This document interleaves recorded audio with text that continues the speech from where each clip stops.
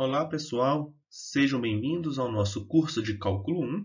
Eu sou o professor Tiago de Oliveira e nessa videoaula vamos dar continuidade nos critérios para determinar os extremos de uma função. Bora lá! Nesta videoaula, vamos continuar encontrando os critérios para determinar os extremos de uma função. Sendo mais específico, nesta videoaula, vamos trabalhar com o teste da concavidade, vamos apresentar e definir o que é um ponto de inflexão e, por fim, vamos trabalhar com o teste da segunda derivada. Então, bora lá. O que a segunda derivada de f nos diz sobre a função f? A figura abaixo mostra os gráficos de duas funções crescentes no intervalo AB. Beleza. Ambos os gráficos unem o ponto A ao ponto B. Ok, também, mas observe que eles são diferentes, pois se inclinam em direções diferentes. Observe que a inclinação aqui é diferente do segundo, né?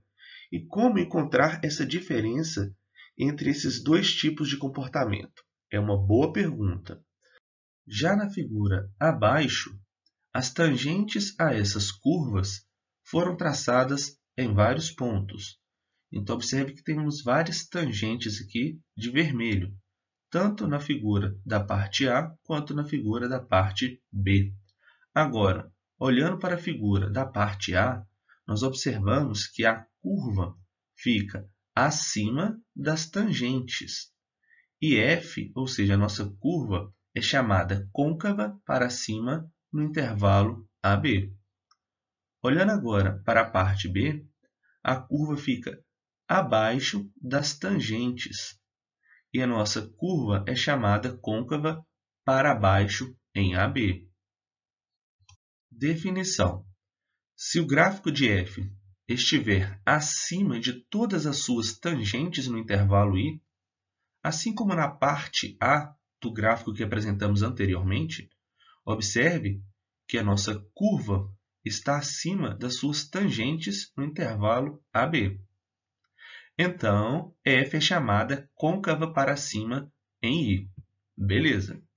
Agora, se o gráfico de f estiver abaixo de todas as suas tangentes em I, assim como na parte B, observe que as tangentes estão acima da nossa curva. Então, f é chamada côncava para baixo em I. Vamos olhar agora, pessoal, para essa figura abaixo. Essa figura mostra o gráfico de uma função que é côncava para cima, e vamos abreviar por CC, nos intervalos BC. Então, no intervalo BC, a nossa curva é côncava para cima. No intervalo BE, temos também que a nossa curva é côncava para cima. E no intervalo EP. No intervalo EP, a nossa curva é côncava para cima. E côncava para baixo, vamos abreviar por CB, nos intervalos AB. Então, aqui no intervalo AB, a nossa curva é côncava para baixo. No intervalo CD, também. E, por fim, no intervalo PQ, temos a concavidade voltada para baixo. Vamos observar como a segunda derivada nos ajuda a determinar os intervalos de concavidade. Então, olhando para a figura na letra A, você pode ver que, indo da esquerda para a direita, a inclinação da tangente está crescendo. Isso significa que a derivada de f é uma função crescente e, consequentemente, sua derivada, que é denotada por f duas linhas, é positiva. Da mesma forma, olhando aqui para a figura B, a inclinação da tangente decresce da esquerda para a direita. Logo, a nossa derivada de f decresce e, portanto, a segunda derivada de f é negativa. Esse raciocínio pode ser invertido e sugere que o teorema a seguir é verdadeiro. Então, teste da concavidade. Letra A. Se a segunda derivada da nossa função f é maior que zero para todo x no intervalo I, então o gráfico de f é côncavo para cima em I. Letra B. Se a segunda derivada de f é menor que zero para todo x em I, então o gráfico de f é côncavo para baixo em I.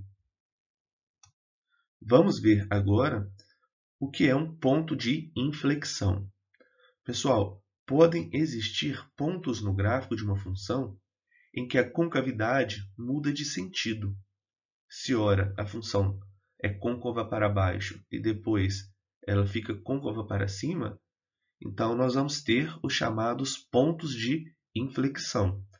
Definição: um ponto P na curva y igual a f de x é chamado ponto de inflexão se f é contínua no ponto e a curva mudar de côncava para cima para côncava para baixo ou vice-versa em P. Por exemplo, nessa figura abaixo, temos que o ponto B é um ponto de inflexão, pois nós temos que a nossa função é côncava para baixo no intervalo AB, depois, em seguida, a nossa função no intervalo BC é côncavo para cima.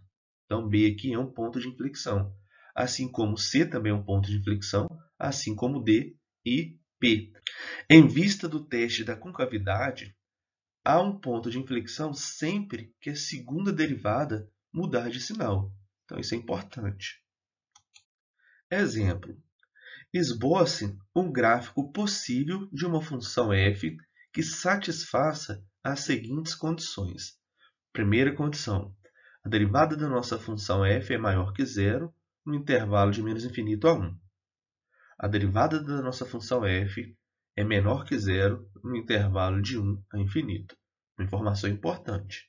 Segundo, a segunda derivada de f é maior que zero no intervalo de menos infinito a menos 2 e no intervalo de 2 a infinito. A segunda derivada de f é menor que zero no intervalo de menos 2 a 2. Outra informação muito importante. Terceira e última informação. O limite da nossa função f de x quando x tende a menos infinito é igual a menos 2. E o limite da nossa função f de x quando x tende a infinito é igual a zero. Solução, pessoal.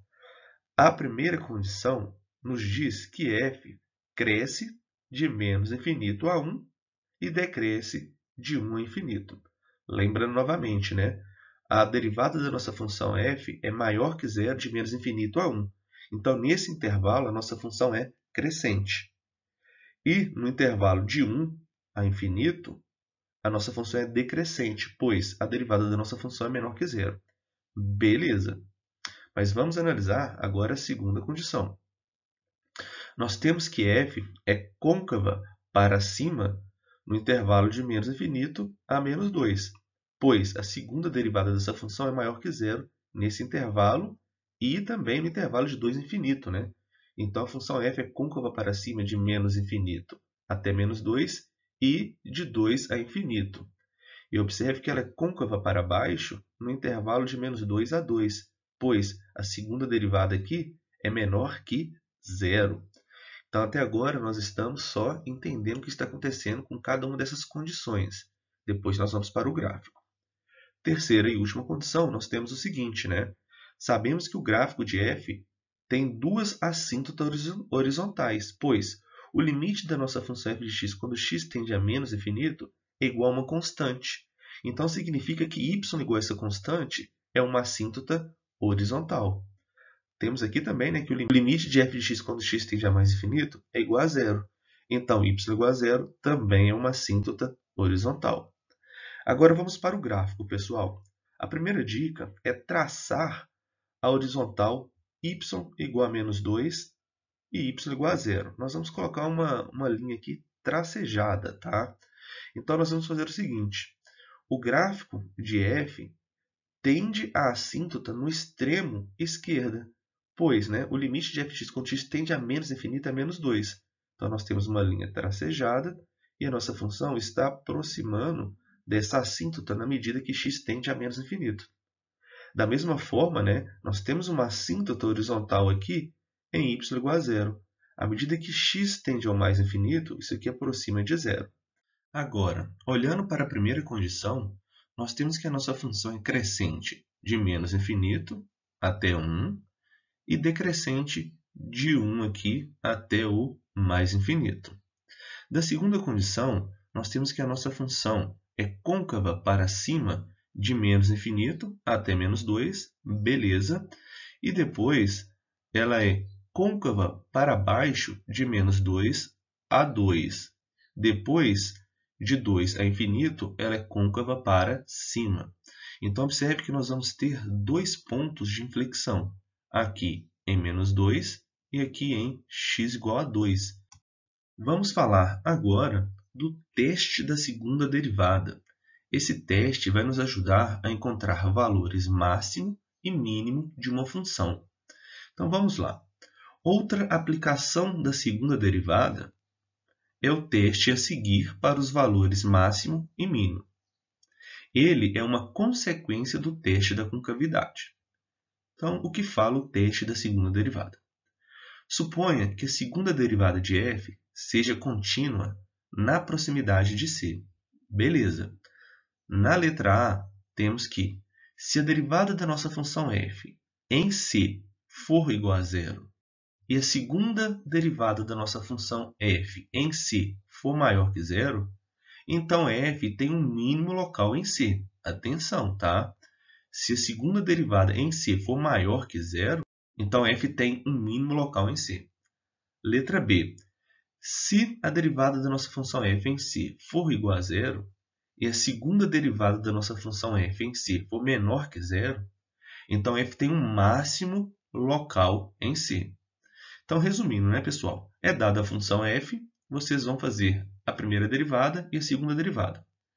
Encontrando um valor c de tal forma que a derivada da nossa função f em c é igual a zero, vocês vão pegar esse valor c e substituir na segunda derivada de f.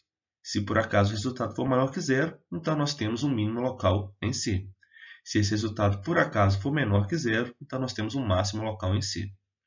Por exemplo, a parte A é verdadeira, pois a segunda derivada de f é maior que zero próximo de c, e, portanto, f é côncava para cima próxima de c. Então, observe aqui, olhe nesse ponto P. A primeira derivada em c é igual a zero, então nós temos uma reta tangente aqui, horizontal, nesse ponto P. Beleza. Como a segunda derivada é maior que zero, a nossa função é côncava para cima. Então, isso significa que o gráfico f se situa acima de sua tangente horizontal em C, de modo que f tem um mínimo local em C. Exemplo, examine a curva y igual a x² menos 4 vezes x ao cubo, em relação à concavidade, aos pontos de inflexão e mínimos e máximos locais. Use essa informação para esboçar a curva. Beleza. Primeiro passo é encontrar a derivada de f e a segunda derivada de f. Como é uma função polinomial, é fácil de derivar. Depois vamos reescrever essas funções. Então, a derivada de f é 4x² vezes x menos 3. A segunda derivada de f é 12x vezes x menos 2. Lembrando que para encontrarmos os números críticos, vamos igualar a derivada de f a zero. E assim vamos obter que os números críticos são x igual a zero e x igual a 3. Né? O x igual a zero zera a nossa derivada. E o x igual a 3 também. Para usar o teste da segunda derivada, calculamos a segunda derivada de f nesses pontos críticos, igual eu disse. Né? Então, vamos pegar a nossa segunda derivada e substituir. Onde tem x, vamos colocar 0. E onde tem x, vamos colocar 3. Então, a segunda derivada de f em 0 é igual a 0. E a segunda derivada de f em 3 é igual a 36. Nós temos que a derivada da nossa função f em 3 é igual a 0. Nós vimos que a segunda derivada de f em 3 é igual a 36, ou seja, é maior que 0. Então, pelo teste da segunda derivada, f de 3 é o mínimo local. Então, observe novamente, olha. A segunda derivada de f em 3 é maior que 0. Então, f de 3 é o mínimo local. O gráfico já está pronto, mas vocês podem olhar aqui, né? Nós temos o ponto 3 e menos 27. Observe que nesse gráfico, esse ponto é um mínimo local. Uma vez que a segunda derivada de f em zero é igual a zero, o teste da segunda derivada não fornece informações sobre o número crítico zero. Mas, uma vez que a derivada de f é menor que zero, para x menor que zero e também para x no intervalo de 0 a 3, o teste da primeira derivada nos diz que f não tem máximo ou mínimo local em zero. Então, de fato, né, olha, antes de zero, a nossa função é decrescente. De 0 a 3, a nossa função também é decrescente. Então, aqui, nós não temos um ponto de máximo ou um ponto de mínimo. Continuando, como a segunda derivada de f é igual a zero, quando x é 0 ou 2, estou olhando aqui para a segunda derivada, né? Essa segunda derivada vai ser zero quando x é 0 de fato ou quando x é 2. Então, o próximo passo é dividir a reta real em intervalos com esses números como extremidades e completamos a seguinte tabela. Então, nós vamos ter o intervalo de menos infinito a 0, depois de 0 a 2 e depois de 2 a infinito. Aqui nós colocamos a segunda derivada de f. Então, observe que a segunda derivada de f será positiva quando x pertence ao intervalo de menos infinito a 0. Basta você substituir um x aqui, né, nesse intervalo que vocês vão perceber isso. Então, a concavidade é voltada para cima nesse intervalo. Então, de menos infinito a 0, concavidade voltada para cima. Beleza. Já no intervalo de 0 a 2, a segunda derivada de f é negativo, ou seja, nós temos a concavidade voltada para baixo. Então, de 0 a 2 aqui, a concavidade voltada para baixo. E de 2 a infinito, nós temos que a segunda derivada é positiva, ou seja, a nossa concavidade é voltada para cima, beleza? Nós temos, pessoal, que o ponto 0, 0, ou seja, a nossa origem, é um ponto de inflexão. Uma vez que a curva muda de côncava para cima para baixo.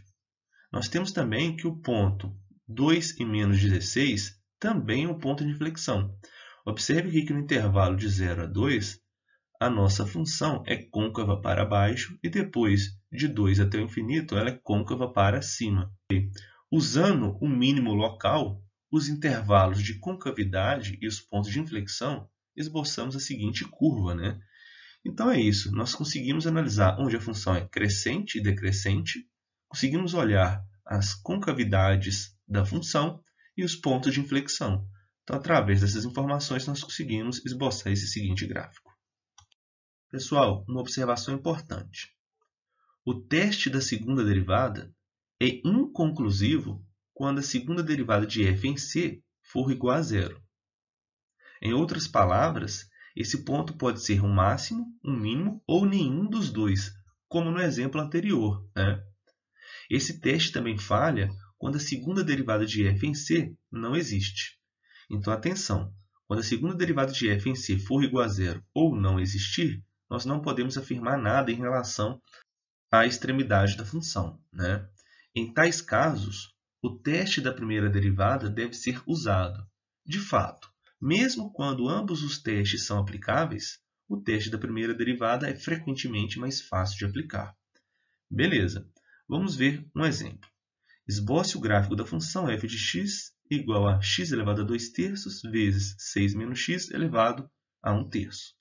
O primeiro passo é calcular as primeiras derivadas, né? Então, já sabemos calcular essas derivadas. Aqui nós temos a derivada de f e a segunda derivada de f. Beleza. O primeiro passo, pessoal, é encontrar os números críticos, né? Então, vamos analisar a nossa derivada de f. Quando que essa derivada é igual a zero? Então, ela vai ser igual a zero quando x for 4, né? Olhando aqui para o numerador. E um outro passo, né? Nós temos números críticos também quando a derivada dessa função não existe. Então, nós vamos olhar aqui para o denominador. Ela não vai existir quando x for 0 ou quando x for igual a 6. Então, assim, nós temos os seguintes números críticos, 0, 4 e 6. Agora, nós vamos construir a tabela para analisar onde a função é crescente e decrescente.